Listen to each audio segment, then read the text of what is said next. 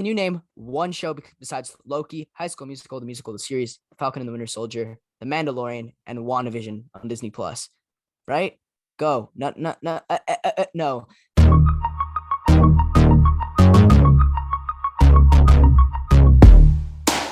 Welcome back to Filling You In. I'm Coco, and with me is my co-host Subash, and we've got another great episode for you today.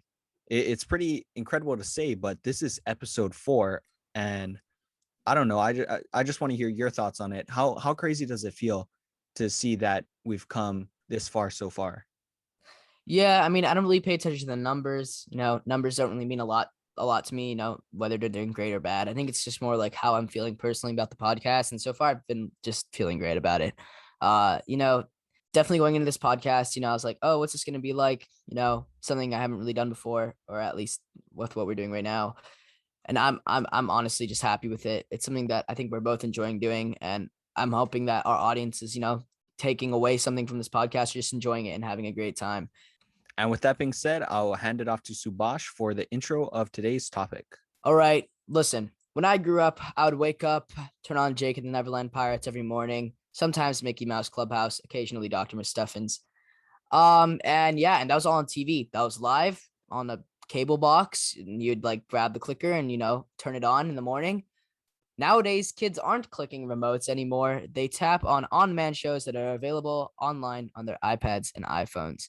And today, we're going to be talking about where they're doing that. Specifically, the streaming services they're doing it on. How this has definitely been a game changer for the entertainment industry, and just our overall thoughts. Yeah, and so streaming services are definitely changing the entire landscape of the entertainment industry. And today we're going to be diving into the different streaming services from Disney Plus, Netflix, HBO Max, Amazon Prime Video, Apple TV Plus, and Peacock. And we're going to be letting you in on our likes, dislikes, and our thoughts on their TV shows and original content.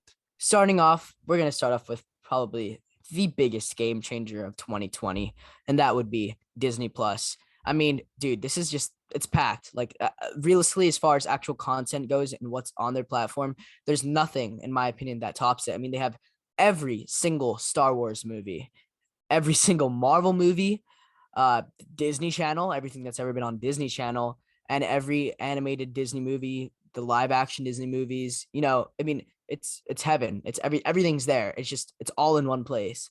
What are your thoughts specifically on what's up on Disney Plus right now? I think that having all the Disney entity movies on it is really nice because a lot of the movies I grew up on, the ones that are from my childhood, they're Disney movies, they're Pixar movies, they're Star Wars movies, they're Marvel movies, and having them all in one place is super convenient, and it's just really, really nice. Yeah, I mean, it's a dream. It's realistically a dream. Um, its success followed it, of course. Disney Plus kept all the Disney parks alive. It kept fueling, to keep them up and running during the pandemic when no one was visiting them. It still is a massive revenue source for Disney, and honestly, it's so worth it. Like, I can't think of anything. I can't think of anything better you could get for your money. I mean, it's all at your fingertips, everything you could have ever wanted. However, there is something that Disney Plus lacks. And it's something that teenagers and people who don't want to sit there and watch long movies, what it lacks is TV shows. Um, you know, Question right now, Coco. Can you name one show besides Loki, High School Musical, the musical, the series, Falcon and the Winter Soldier, The Mandalorian, and WandaVision on Disney Plus? Right? Go. No. The shows that are currently on Disney Plus are either associated with Marvel, Star Wars, or shows like High School Musical, which is just, I guess, like teenage singing and stuff. But I mean, their show selection isn't amazing. Like, there's not a lot there, and you can kind of run through it pretty quickly. Yeah, and another complaint I have is with their weekly release schedule. I mean, it's really nice when Netflix, will release like pretty much every episode in one day compared to Disney where it makes you wait. I think from a business standpoint, it's pretty smart because then it gets people coming back to the app. But from the viewer standpoint, it's like, I mean, why would I wait? I Mhm. might as well just wait till the very end and then watch it. So it's kind of a dilemma there. I don't know. Obviously, we don't know the inner workings of it because we don't work at Disney and don't have an idea behind the viewership. but I think that the weekly release is not that fun. It's not that fun waiting for Loki and things like that. Yeah, I mean the weekly upload thing is something that Disney's actually done a really great job. I think the fact that you're complaining about it just proves how effective it is, that you don't want to wait, but you kind of have to, like you literally have to. The reason I actually do know the reason that Netflix releases them all at once is, and that's because that's just Netflix's style. They do it with their own shows, but for shows like All American, Riverdale, shows that aren't made by Netflix, shows that Netflix actually purchases and strikes deals with to release. Places like the CW want to have those episodes exclusively on their website, and that's where they do the weekly and like on cable, like whatever and stuff like that, and do the weekly releases. Then they're like, okay, all the content's out there. It's not really quote unquote new anymore. Here, sign this XXX dollar deal. You can drop all the episodes at once. Um, I think that's why they do it. But Disney definitely has a unique way of doing that. One of the few complaints I have about Disney Plus is the UI is terrible. Disney Plus's UI is absolutely garbage. It's so bad. Um, I mean, yeah, I'm literally I'm about to open the app right now on my phone. I mean, I think there's definitely a lot of work to do. I think when it comes to advertising the shows that are new, they do a fantastic job. They have that whole front panel thing, like couldn't have been done better, right? But like if when it comes down to convenience of like the consumer and just trying to watch stuff, like dude, it's not easy. You have to like there's like the whole search functionality. It's not really the most convenient thing. I got a couple complaints with the UI, and number one has to do with the fast forwarding and going back and pausing. I mean, it is pretty terrible. It's Yeah. straight up pretty terrible. I'll be trying to go forward in a show, and oh wait, I can't because the UI is terrible and it'll lag. And the second thing I have a problem with is after you're done with like a movie or a show, it'll send you to another thing that's kind of like it, but then you can't just like X out. You have to click details, and then you have to get out of that. And I just think that's another step, and it's just unnecessary. And while these things are minor and can be fixed, I think that Disney has to address these things because at the end of the day, the user experience is really important, and fixing these things could really bring it to the next level. Yeah, like why make a very cool car, a very cool Ferrari, but you can't sit in it and click the pedals because you don't know what to do.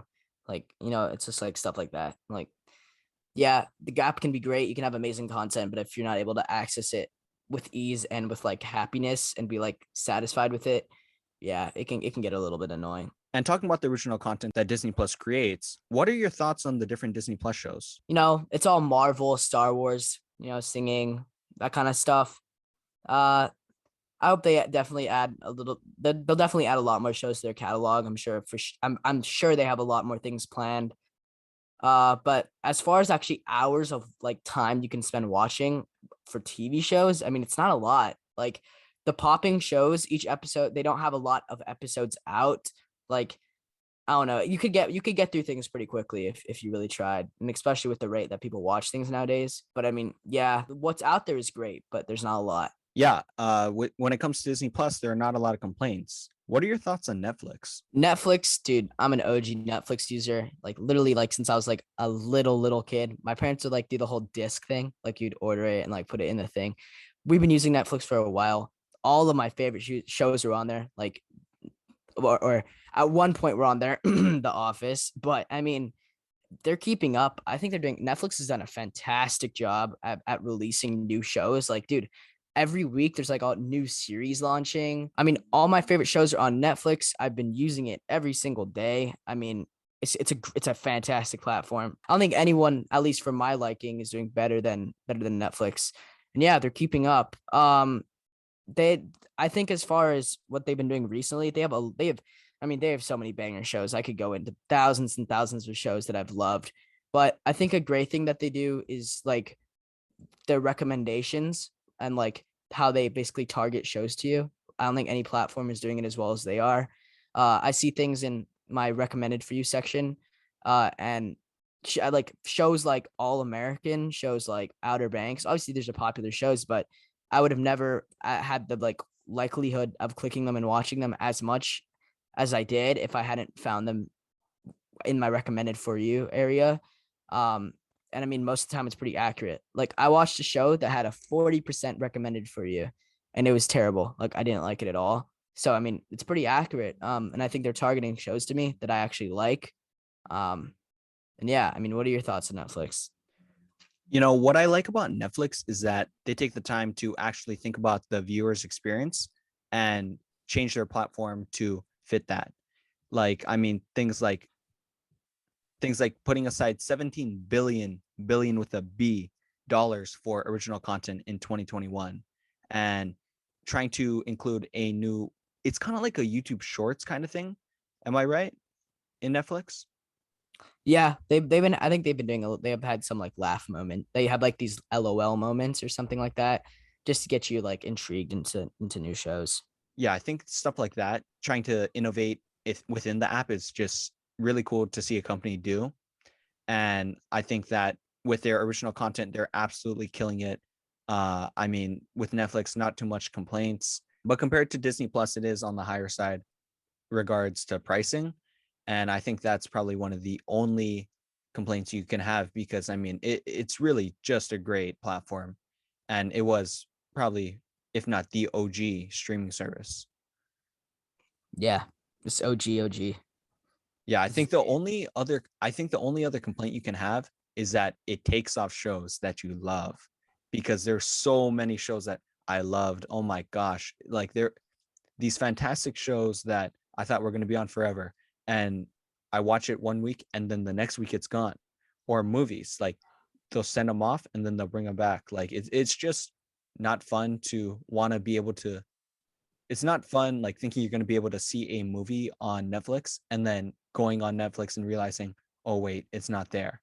And so with them producing their own original content, it's quite nice because they're not going to really be shipping that stuff off to other streaming services. And so if they have bangers, then it's nice because you know that they're not going to be shipping it off because they actually own it and they have the rights to it.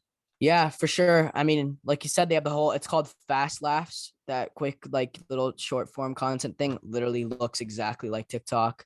I think it's super innovative, super cool. Like no one else is doing that. Super dope. Yeah. I mean, I think that's something that's funny, and that I always hear like people, especially more like adults, say is like I'll bring up a new, especially like newer movies that like that it probably like still in theaters, and it's so funny. I'm like, hey, this new movie's out, like it looks pretty cool, or maybe it just released or something, and the first thing they say is try find it on Netflix.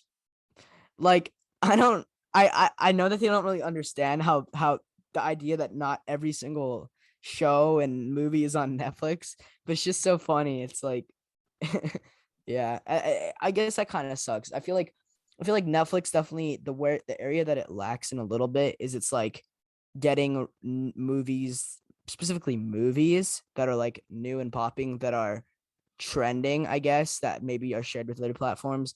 Obviously, there's the whole business aspect, but like there's definitely a lot of situations they could take it, like they could capitalize on and strike deals with. Because there's a lot of movies out there that people would love to see, especially on Netflix, and that would get them overall more watch time, more people on the app, more people watching their shows, more people intrigued. Yeah, and like you can tell, I mean, with when it comes to Netflix, like I said, there's not really much complaints other than little things. Yeah, and like you said earlier, I think the biggest L that Netflix has ever taken, and I think it's something that literally it definitely drove people away from Netflix, and made it sad, I guess. They lost The Office. The owners of The Office, which I'm guessing is like NBC or whoever, they didn't renew their contract with Netflix, and instead The Office is now on Peacock, which we'll talk about in a bit. But that was something that was sad, dude. I remember when they announced that it was gonna be moving, and I was like, you know what? I'm gonna watch The Office. It's on Netflix. I'm gonna get it done.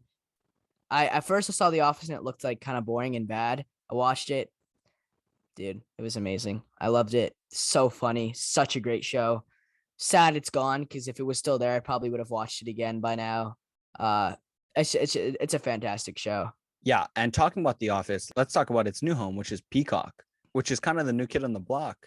And I mean, personally, I downloaded Peacock and I think it's pretty fantastic. It's nice because on Peacock, you can still watch shows, but you just got to watch ads. So it's kind of similar to TV, but it's now on an app and you can take it wherever you go.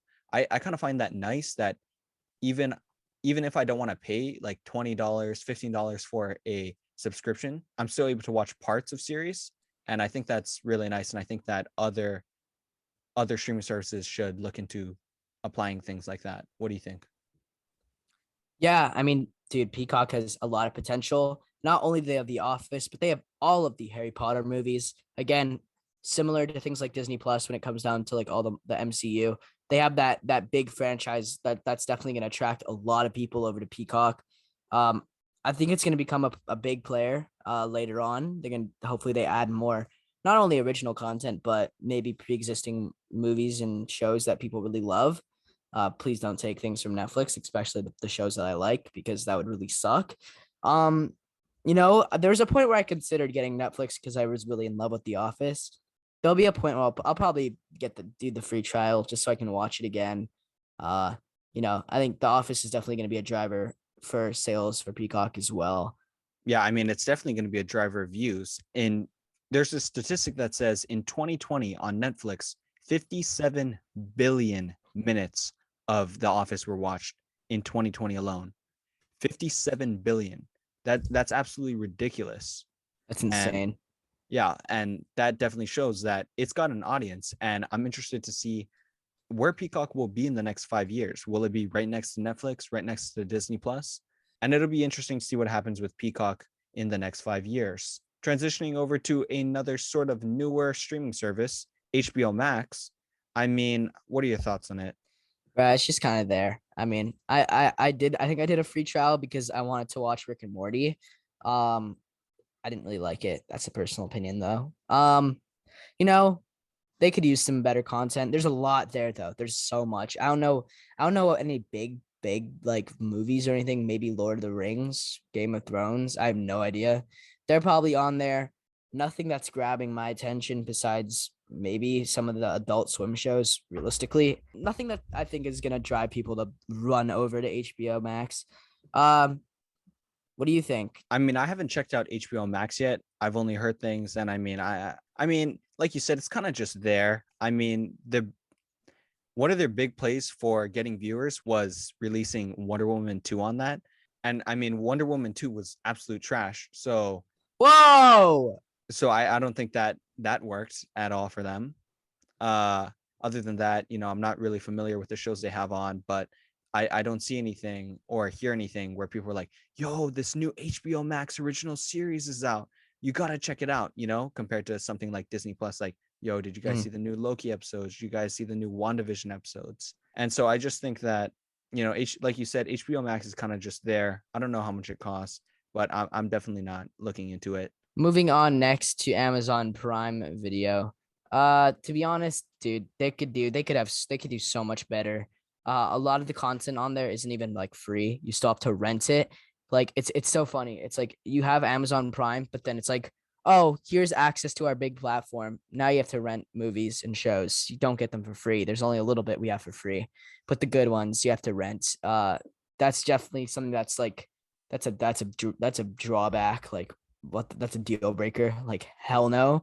Uh, I think a lot of people undermine it though. At the same time, it's like if you have Amazon Prime, like you literally are getting a free music streaming service as well as a free video streaming service. So if you have Amazon Prime, it's there. I mean, there's free stuff to watch, but there's definitely a lot of improvement. And I don't think it's something that's dominating the industry at the moment. How about you? Personally, I'm a big fan of Amazon Prime, and that's mainly because it comes with a Prime membership. A lot of people have Amazon Prime memberships, and for them to just include it in is quite nice.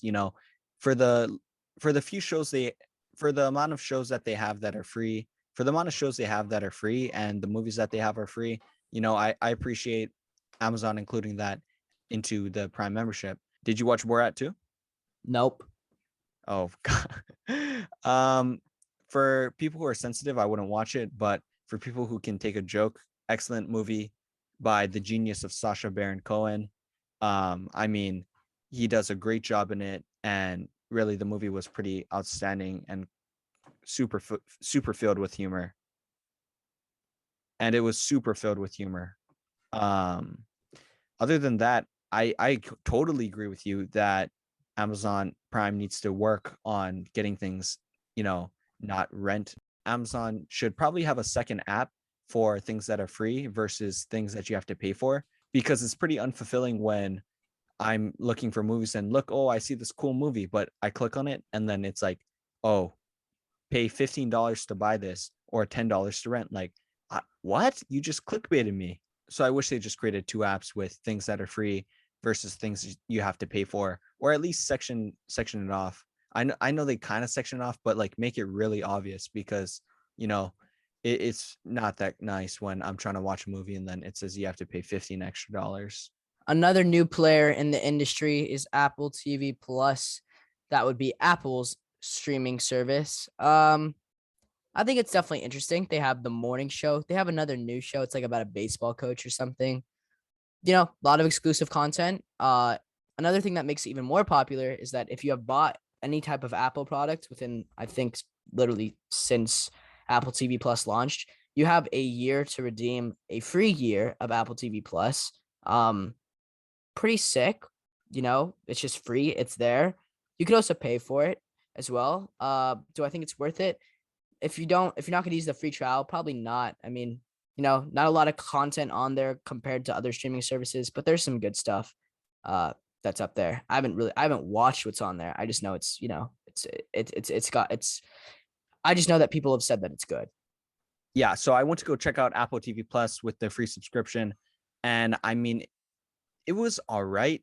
It lacks in numbers. The original content really lacks, and there are some shows that are not that good, but then there are some shows that are absolute phenomenal. For you, for those of you out there that have Apple TV Plus, I would recommend The Morning Show. It's fantastic. Steve Carell is fantastic. Jennifer Aniston is fantastic. And I would also recommend Ted Lasso. That's a great show. Just got renewed for a second season. But other than that, I mean, I don't think there are too many original shows that Apple is pumping out. And I think that is something that they could definitely look at upgrading, because I think that the streaming service industry is a big one. And I think that they could really bring in a lot more money if they just focused on that, focused on pumping out original content and making Apple TV Plus pretty equivalent to something like Disney Plus. So now there's that comparison between YouTube and Netflix. YouTube is more like videos, like totally random things. More like, I guess, homemade content, things that aren't made on giant sets, that don't require CGI and aren't literally TV shows, versus streaming services that have TV shows but not as much personality content. What do you think? What have you spent more time watching? What do you enjoy watching more? YouTube, Netflix, or any streaming platform? What do you think? I mean, I think YouTube is way better for original content. It's pretty obvious. I mean, the platform is made for original content. And I think some of the stuff the things I watch on YouTube are way different than the things I watch on Netflix. Like Netflix is way more for entertainment purposes, whereas on YouTube, I may be learning a how to video. I may be looking at the latest tech things. I think that YouTube is much more of a broad landscape when it comes to entertainment and content, whereas Netflix is more like, TV shows and entertaining, where it's not really trying to teach you as much as something like a YouTube video would. What are your thoughts? I agree. Personally, I spend maybe right now more time on YouTube, just because the content is shorter, and I don't have to like follow a storyline. But maybe at a different point in time, it was 50-50. I mean, if there's a show that I really enjoyed, especially around the time that I was watching The Office, dude, I was on Netflix way more than I was on YouTube. Um, it just is what it is. If there's something I'm really enjoying over on Netflix, or Disney Plus, whatever, I'll watch that and I'll binge that. But YouTube is kind of a go-to if there's nothing to watch, because creators are constantly pumping out new things. But I mean, like you said, the things I'm watching on Netflix are usually completely unrelated to what I watch on YouTube. Two very different platforms with different content styles. But yeah, speaking of shows that have us glued to our screens, what is your favorite TV show of all time? I mean, personally, I got a lot, and so I'll give you one, but I think one of them is White Collar. And so for those of you who have never seen White Collar, it's about this con man named Neil Caffrey who escaped from jail. He got caught, and now he's working as a FBI informant. And so, for those of you that don't know what an FBI informant is, it's pretty much, the criminal comes in, he gives insight into his certain field to the FBI agent, and they just work together to solve cases. And so that's pretty much what the entire show is. They solve some huge criminal cases, and it's probably one of the most entertaining shows ever, because while he is working with the FBI, he's also kind of pulling some heists. What's yours? Similar to you, I have a lot of really great shows. I'm currently looking at my watch it again list on Netflix just to see. Dude, there's so many good shows. I mean, I could throw out so many right now. I think I'm gonna have to go with Marvel's Agents of Shield. If you have not seen the show, dude, it's so good. Both Coco and I are MCU fans, and something we talk about, and we're definitely going to have a full episode diving deep into that. And if you guys are interested in that kind of stuff, stay tuned for sure. But Agents of Shield, I'm pretty sure it lasted like 6 or 7 seasons. Not 100% sure. Watched the whole thing. One of the first shows, I think, if not the first show I ever saw on Netflix. Just because when I remember when I was like 8 or something, and when I looked on Netflix, I looked up Marvel because I guess I was into it, and I still am, but was looking for that at the time. And Agents of Shield was the first thing that showed up. Such a good show. The storyline is insane, and it goes into the MCU in a different alley, I guess you could say, than the Avengers movies do. You still get the whole MCU experience. It kind of follows current events that are happening throughout the timeline of the MCU, but there's like it's insane. It's a really great show. I could go into a lot more, but if I had to choose maybe one that I would have to ride or die with for the rest of the time, it would be that. Yeah, I watch Marvel's Agents of Shield, and I can attest it's a pretty fantastic show. Yeah, and I think what we're just trying to say is these streaming services have completely changed the landscape of television and entertainment, and just the ability to pull out your phone and check out the latest show. It's really convenient and nice, and we're excited to see where it will be going in the future. And yeah, with that being said, we're at the end of today's episode. If you guys are over on YouTube, drop a like, subscribe, and comment down below your favorite part of today's podcast. If you guys are over on Spotify, Apple Podcasts, wherever, leave a 5-star review. It goes such a long way. Any comments you leave or reviews as well, we read all of them. We appreciate all of your feedback so far. Thank you to everybody who stuck with us till the end. And for all of you at home, thank you for letting us fill you in. And with that being said, thanks, and we'll see you in the next episode.